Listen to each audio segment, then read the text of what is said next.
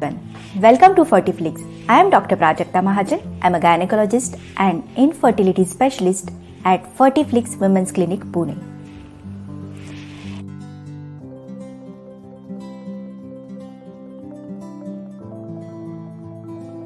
आज की वीडियो में हम जानेंगे skin care during pregnancy.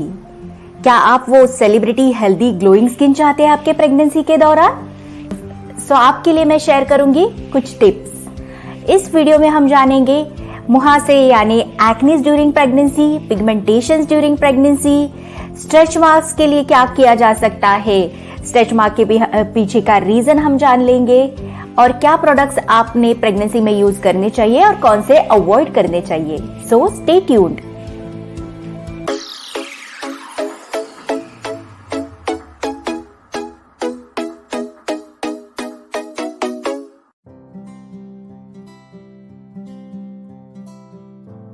Acne during pregnancy. Acne जिसे हम पिंपल्स या मुहासे कहते हैं, कई लोगों को ये पिंपल पहले से होते हैं तो उनके प्रेगनेंसी में ये पिंपल्स वर्सन यानी और ज्यादा बढ़ सकते हैं। कुछ महिलाओं के पिंपल से प्रेगनेंसी में आना शुरू होते हैं और जैसे जैसे डिलीवरी का पीरियड और बाय आता है ये थोड़े कम हो जाते हैं और में जिन्हें पहले से पिंपल्स है ये पिंपल्स क्लियर हो जाते हैं प्रेगनेंसी में। ये इतना वेरिएशन क्यों? प्रेगनेंसी में जो अपनी हार्मोन लेवल्स होती है वो फ्लक्चुएट होती रहती है, वही कारण है ups and downs in acne during pregnancy. तो इसके लिए हमें क्या करना चाहिए? सबसे इंपॉर्टेंट पॉइंट है वो है आपको आपका हाइड्रेशन मेंटेन करना है। आपको दिन में कम से कम 2.5 से 3 लीटर पानी पीना ही पीना है। दिन में आप 2 बार आपका फेस वॉश कर सकते हैं गुनगुने पानी से और इफ पॉसिबल आपको आपके एक्ने या पिंपल्स को स्क्रैच नहीं करना है, फेस को ज्यादा टच नहीं करना है। जो एग्जिस्टिंग स्किन प्रोडक्ट है मार्केट में, क्या आप वो यूज कर सकते हैं एक्ने के लिए है?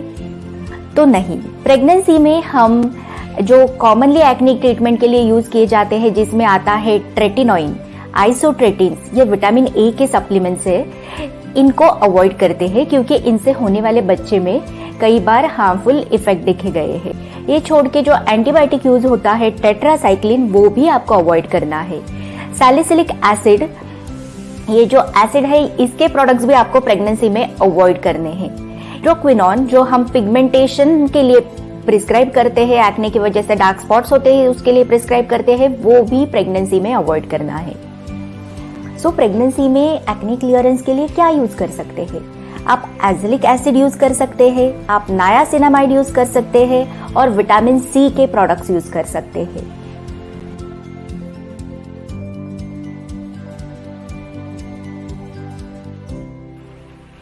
प्रेगनेंसी में हार्मोन्स अपने पीक पे होते हैं, तो उसी हार्मोन के इन्फ्लुएंस के वजह से कई महिलाओं को चेहरे पे, चीक्स पे एक डार्क स्पॉट्स नजर आते हैं जिन्हें हम मेलाज्मा बोलते हैं या मास्क ऑफ प्रेगनेंसी भी बोलते हैं। इसके वजह से ऐसे बटरफ्लाई टाइप दोनों चीक पे कई महिलाओं को हमें ये लेजेंड्स दिखते हैं।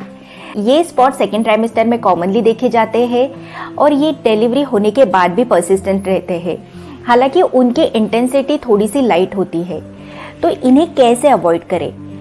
पिगमेंटेशंस अवॉइड करने के लिए आपको सबसे इम्पोर्टेंट है वो राइट तरीके की सनस्क्रीन यूज करना। आप धूप में नहीं जा रहे लेकिन आप किचन में कुछ काम कर रहे हैं, वो हीट भी आपको कई बार डार्क पिगमेंटेशन दे सकती है। तो राइट तरीके की सनस्क्रीन मतलब क्या?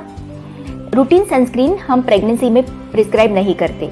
प्रेगनेंसी सेफ सनस्क्रीन आती है जिनमें जिंक ऑक्साइड और टाइटेनियम डाइऑक्साइड के कंटेंट है, यानी मिनरल बेस्ड सनस्क्रीन जो स्किन में पेनेट्रेट नहीं करती लेकिन मास्क करके यूवी रेज को अपने स्किन के अंदर जाने से प्रोटेक्ट करती है। ये सनस्क्रीन्स आपको आइडियली अगर आप धूप में जा रहे हैं तो एवरी 2 आवर्ली अप्लाई करना है और अदरवाइज आपको जैसे ही आपकी मॉर्निंग डेली रूटीन आप स्टार्ट करते हैं तो ये सनस्क्रीन यूज करनी है। सबसे इंपॉर्टेंट पॉइंट, आप जब भी धूप में जा रहे हैं ऑलवेज यूज प्रॉपर गियर, जैसे कि आपको फेस कवर करने के लिए कोई स्कार्फ रखना है या फिर हैट्स का यूज करना है। आप धूप में जा रहे हैं तो आपको सनग्लासेस पहननी है और अगर आप कड़ी धूप में जा रहे हैं तो पॉसिबली फुल स्लीव्स कपड़े पहनने हैं जिससे ज्यादा से ज्यादा एरिया आपका कवर रहे और डायरेक्ट यूवी लाइट के कांटेक्ट में आपकी स्किन ना आए।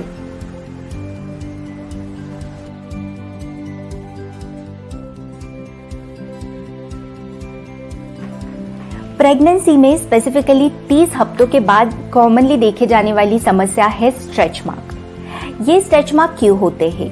बेसिकली प्रेगनेंसी में जो अपना एब्डोमेन का, टमी का साइज बढ़ता है, उसके वजह से, मैकेनिकल इफेक्ट के वजह से अपनी जो डर्मल स्किन लेयर है उसके इलास्टिन फाइबर्स में स्ट्रेच मार्क्स निर्माण होते हैं। एक बार स्ट्रेच मार्क आए तो ये परमानेंट होते हैं। सो हम उसे बाद में लाइट कर सकते हैं, लेकिन complete removal of stretch mark ये सिर्फ सर्जिकली पॉसिबल होता है। सो स्ट्रेच मार्क अवॉइड करने के लिए ओवर द काउंटर आपको बहुत सारे ऑयल्स, क्रीम्स मिलते हैं एंड इनफैक्ट ये बहुत कॉस्टली प्रोडक्ट्स होते हैं। लेकिन साइंस और एविडेंस कहता है कि स्ट्रेच मार्क प्रिवेंशन के लिए किसी भी ऑयल या क्रीम का फायदा अभी तक नहीं दिखा है।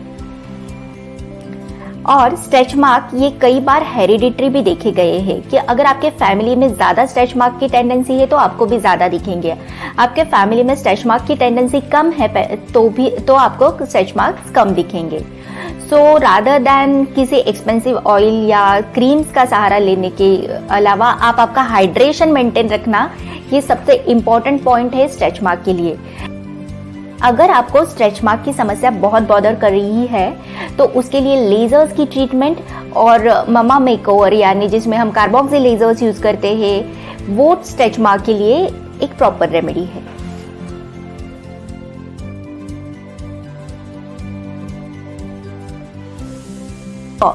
और प्रेगनेंसी में देखे जाने वाली एक कॉमन स्किन कंडीशन रहती है स्पाइडर वेन्स। स्पाइडर वेन्स यानी छोटे छोटे रेडिश ग्रीनिश कलर के वेन्स हमें दिखते हैं। कई बार वो गाल पे, हाथ पे और लोअर लेग्स पे दिखते हैं। स्पाइडर वेन यूजुअली प्रेगनेंसी के साथ आते हैं हार्मोनल इन्फ्लुएंस से, और वो बाद में कम हो जाते हैं। ये छोड़ के प्रेगनेंसी में और एक समस्या दिखती है, वो है varicose vein. Varicose vein usually lower limb पे देखी जाती है, अपने पैरों में। वो जो अपना ग्रेविड यूट्रस रहता है यानी प्रेगनेंसी के यूट्रस के वजह से वेरिकोज वेन्स होती है। लेकिन वेरिकोज वेन अगर एक बार आ गए तो वो डिलीवरी के बाद कम हो सकती है उनकी साइज, लेकिन वो कंप्लीटली जाते नहीं।